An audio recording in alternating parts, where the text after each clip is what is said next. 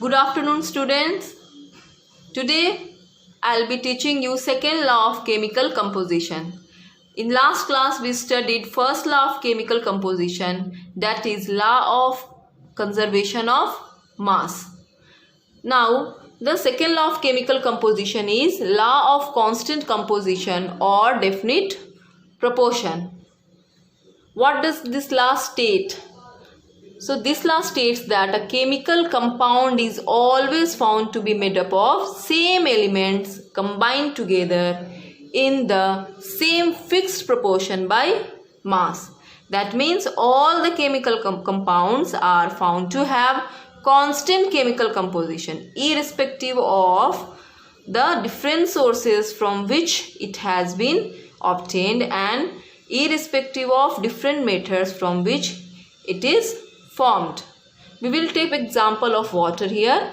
Water obtained from different sources like well, river, pond, sea, etc. will have same chemical composition, that is hydrogen and oxygen, combined together in a fixed ratio, that is 1:8 by mass. So here water obtained from different sources will have the same composition, hydrogen and oxygen, and their ratio is also fixed, that is 1:8 by mass. So whether you have got water from well, river, pond or sea or from some anywhere, you will have the chemical formula of water H2 only, where the chemical composition will always be hydrogen and oxygen and combined together in this ratio only, and this ratio is what? 1/8 ratio by mass. We will just check it is in how it is in 1:8 ratio by mass. So in later classes you have to study the atomic mass of different elements. So atomic mass of hydrogen is 1 AMU and atomic mass of oxygen is 16 AMU. AMU is the unit for expressing atomic mass of any element. Okay, so here we have to find out the ratio. So we will just write H2:O. Okay, now you know atomic mass of hydrogen is how much? 1 AMU. So we will write 1 here. Since there are 2 hydrogen atoms, so we will multiply it by 2 is 2, and oxygen atomic mass is how much? 16 AMU. So we will write here is at 16. So 2:16, and just we will simplify it and we will get 1:8. So whatever will be the source, the ratio of mass of hydrogen and oxygen combined together in water will always be fixed, that is in 1:8 ratio.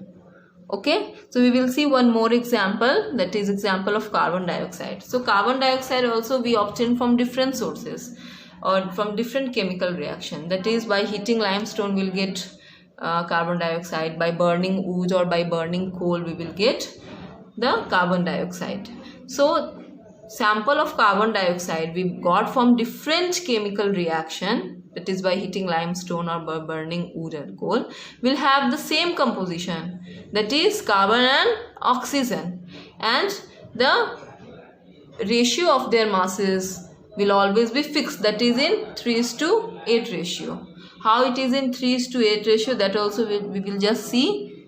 So here we have written CO2, that means what? Carbon dioxide we got from different sources will be in the form of this atomic structure only, that is carbon and oxygen will have the composition of carbon dioxide always, and it will be present in the form of CO2, that is 3:8 ratio by mass. How it is in 3:8 ratio by mass always, we will just see. So atomic mass of carbon is 12 AMU.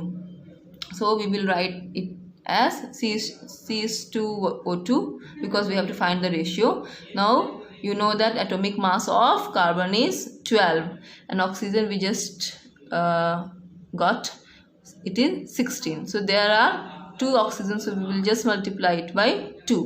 So we will get 12:32, and when we will simplify it we will get 3:8. So that's how we got the mass of ratio of this combining elements of carbon dioxide, that is 3:8 ratio by mass.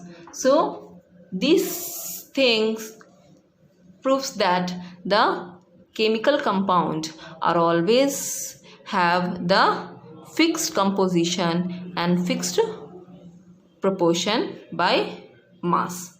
Okay, though these laws gives a idea about the nature of matter and the nature of atomic structure, but these two scientists, that is Lavoisier and Proust, had a great limitation of these laws because they lacked scientific explanation of these laws. That means they were unable to explain these laws scientifically.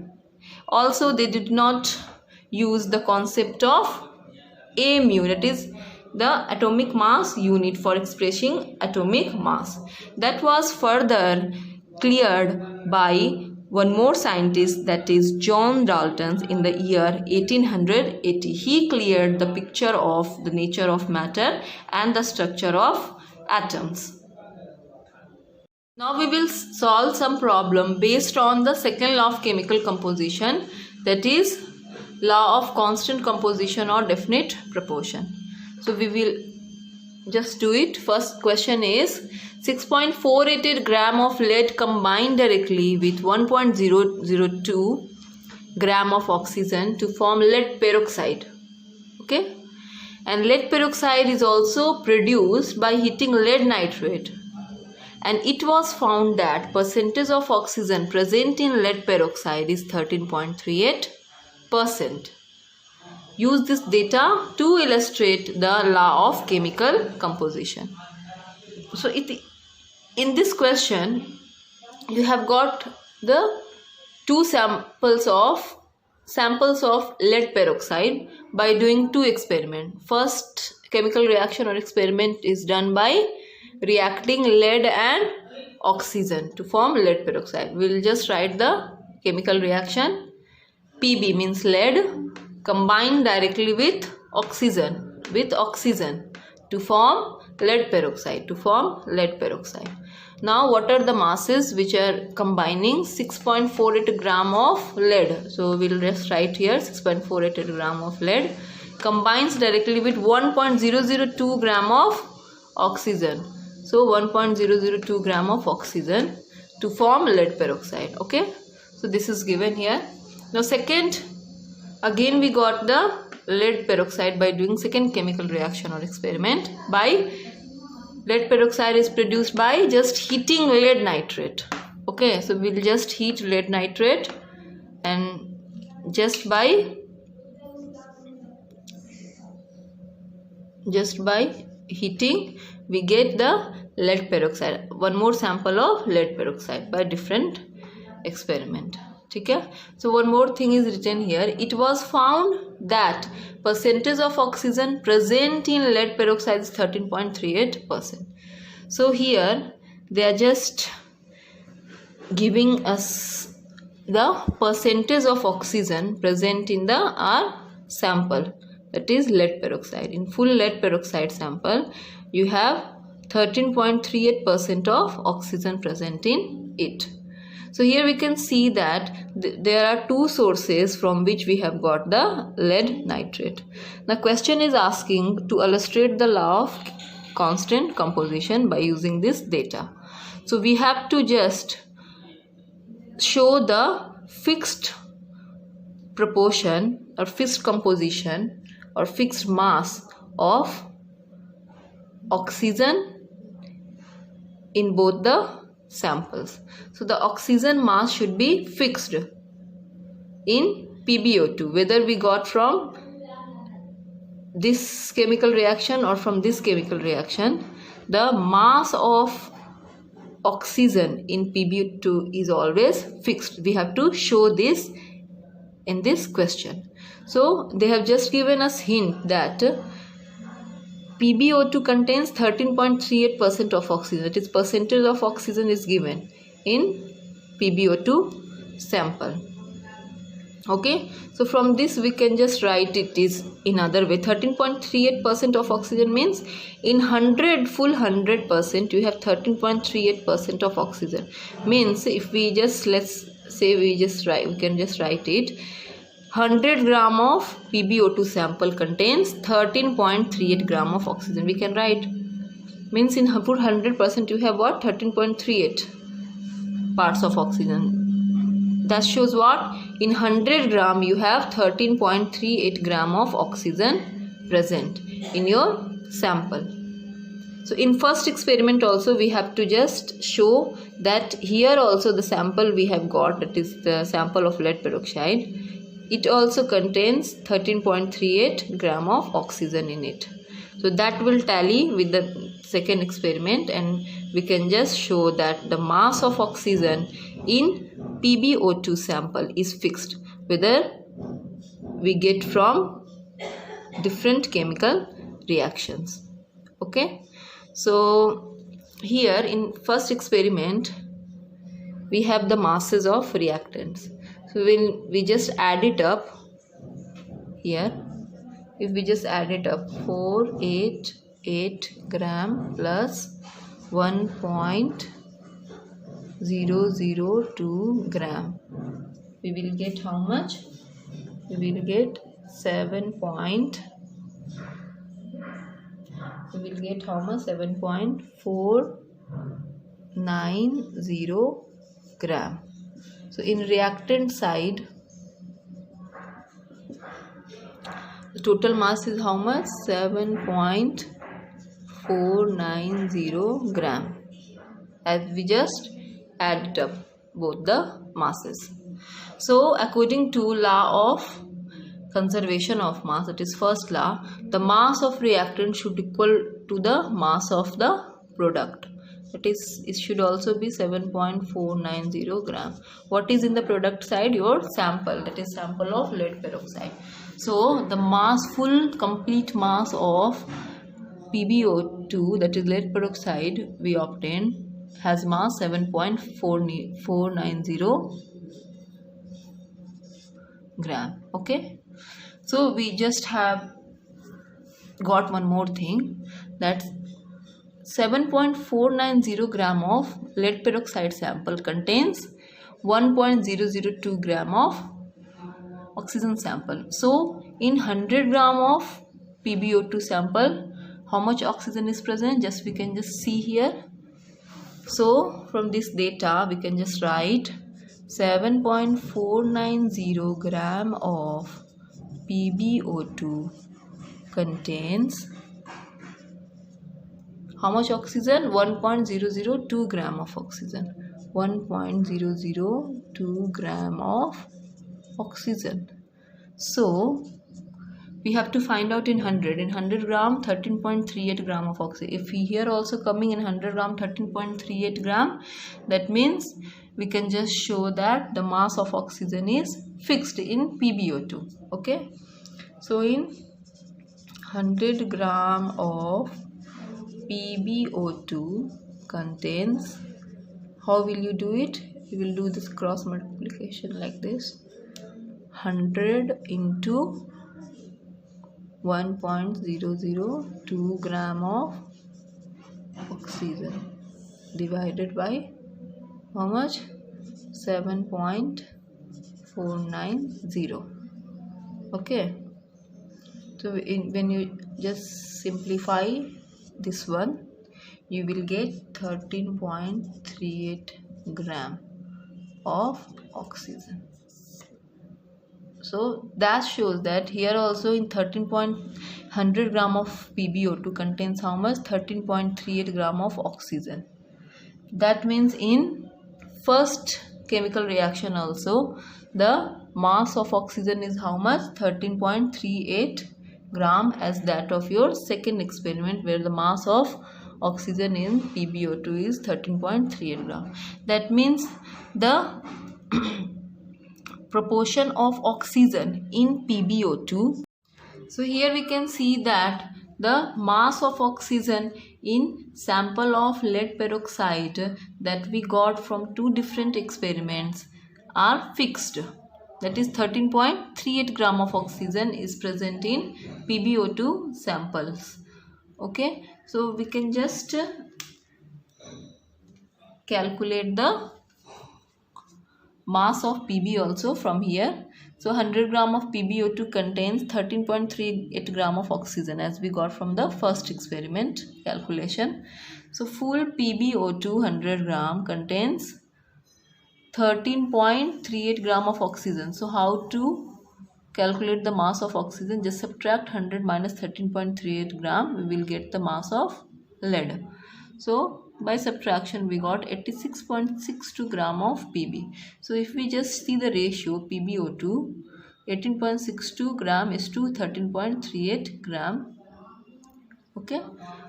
In the second experiment also, as it was given 100 gram of PbO2 sample contains 13.38 gram of oxygen. So here also, if we calculate the percentage mass of lead, so here also we will get 86.62 gram is to 13.38 gram.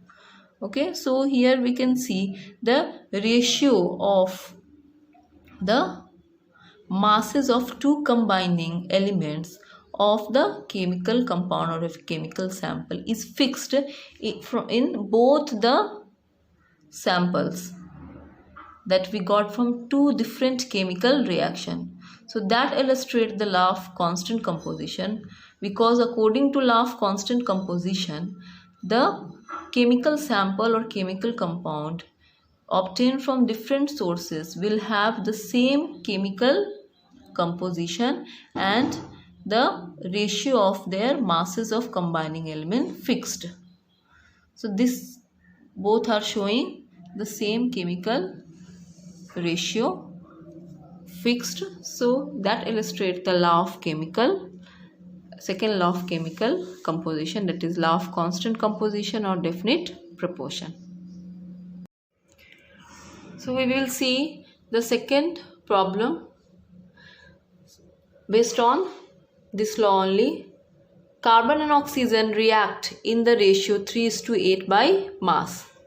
What weight of carbon should be used to react completely with 40 gram of oxygen? So here it is written that carbon and oxygen react in ratio 3:8 by mass. Here it is not giving the product name, that is what product is made by reacting carbon and oxygen. Just they have given the ratio of carbon and oxygen combining together. That is in the ratio of 3:8 by mass. Now, what weight of carbon should be used to react completely with 40 gram of oxygen? So if you want to react 40 gram of oxygen with carbon, so what mass of carbon should be added with or should be made to react with 40 gram of oxygen? And that should come in ratio of 3:8 only, because mass is fixed. So you can do it in two ways. You can just solve it in two ways. First, you can just write the ratio. Carbon and oxygen ratio is given 3:8. Okay.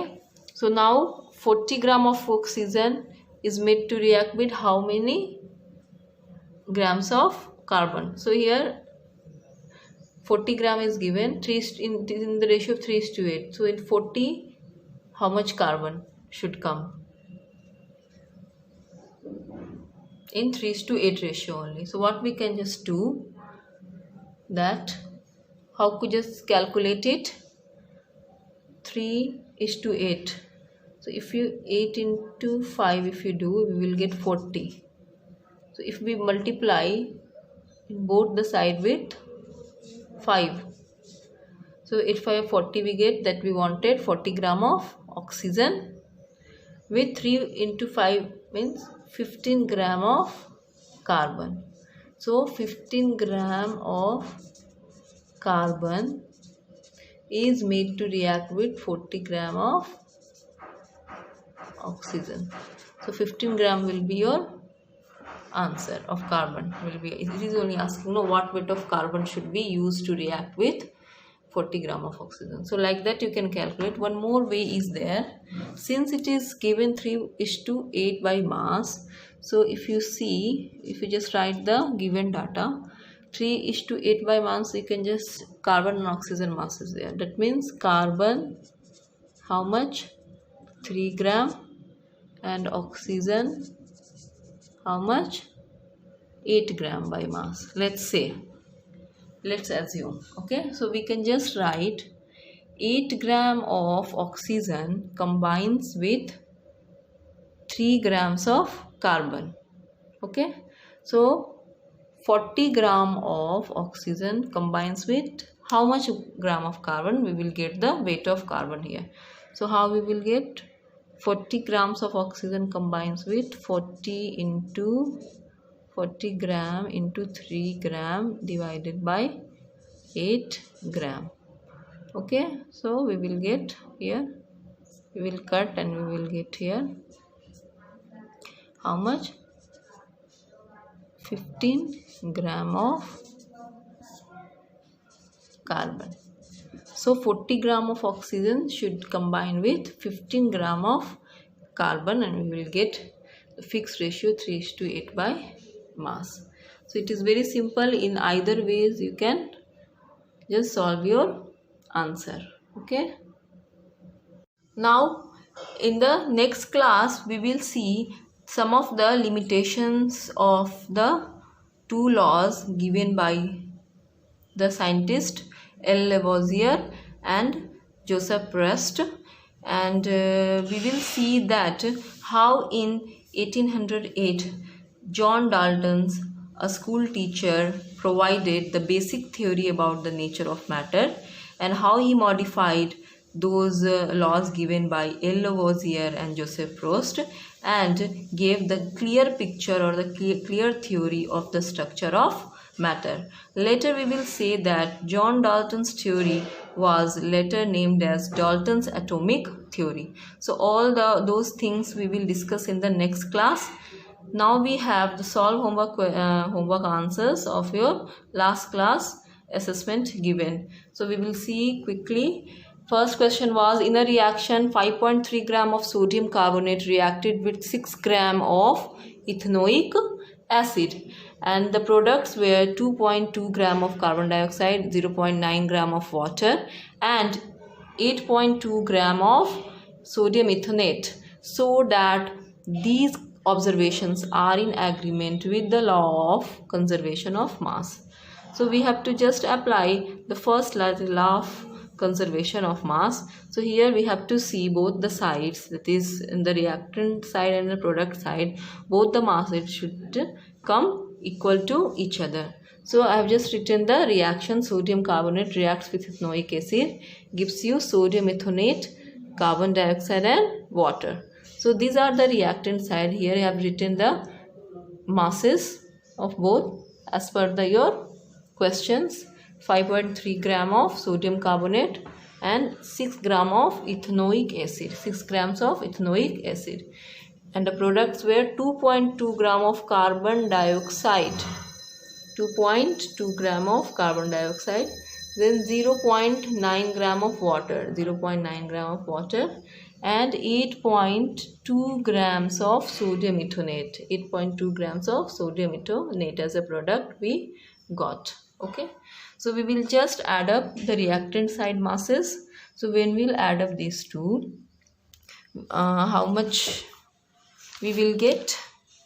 We will get here 11.3 gram, and in the product side also, if we will add it all the masses, then here also we are getting 11.3 grams. So we can see here that the total mass of reactant is equal to the total mass of the product in a chemical reaction. Hence we can say that the above data illustrate the law of conservation of mass. This question was very easy and all of you have done also. Most of you have done very correctly. Next question was, define an atom. Dear students, I just want to inform you that the atom definition, whatever I gave you, that was based on your first law given by the Lavoisier. You will see in the later classes the definition of atom keep on modifying as the theory or the law get modified by the different scientist further. Okay, so in later classes you will see that atoms is not an indivisible particle of any matter. Still, atom can be divided into still smaller particles, but till according to that theory, that definition of atom hold good. But whatever the answer I have written here, this is the perfect definition, you did not change it. Okay, so define an atom. Atom is a smallest particle of an element which take part in a chemical reaction. Okay, now third question is, who is considered the father of modern chemistry? So Anthony L. Lavoisier, as I discussed before also, he is called as the father of modern chemistry. Fourth question was, state the first law of chemical composition. So you have not just to write what is the name of that law, but you have to state the law also. You have to write full statement of the law. So some of you have just written the name of the law. You have not given the statement. You have not stated the law. And some of you have just given the statement. You have not written the name of the law. So both should be written in a proper way. Okay. First you should write what is the first law of chemical combination actually. Chemical combination. So first law of chemical combination is law of conservation of mass. So this is the first law of chemical combination, that is law of conservation of mass. And then you have to write a statement. What does this law state? This law states that mass can neither be created nor be destroyed in a chemical reaction. So this much is enough if in the question it is asked to just state the first law of chemical composition. But if you want to just write the example also, there is nothing bad in writing. You can just write. So in example I have written, just in a chemical reaction, total mass of reactant is equal to total mass of product. That shows that the mass can neither be created nor be destroyed in a chemical reaction. Okay? So that was about your homework answers. Thank you.